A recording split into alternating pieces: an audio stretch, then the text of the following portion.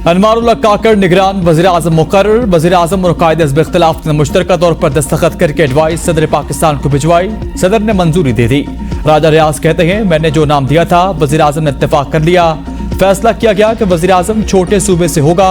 अनवारुल्लाह काकड़ के इंतखाब से छोटे सूबे की महरूमियों का अजाला होगा। निगरान वज़ीर-ए-आज़म की तकरीब हल्फ बर्दारी 14 अगस्त को होगी। सदर मुमलिकत डॉक्टर आरिफ अलवी हल्फ लेंगे। निगरान वज़ीर-ए-आज़म अनवारुल्लाह काकड़ को वज़ीर-ए-आज़म का प्रोटोकॉल दे दिया गया। प्रोटोकॉल दस्ते रिहाइश का पहुंचे। नए निगरान वज़ीर-ए-आज़म अनवारुल्लाह काकड़ मिनिस्टर इनक्लेव से पंजाब हाउस मुंतकिल।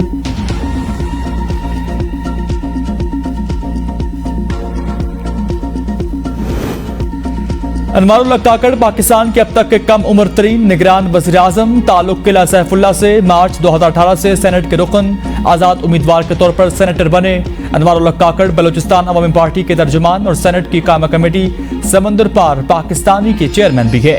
यूनिवर्सिटी ऑफ बलूचिस्तान से पॉलिटिकल साइंस में बैचलर्स की डिग्री हासिल की। 2008 के आम इंतखाबात से अपने सियासी सफर का आगाज किया।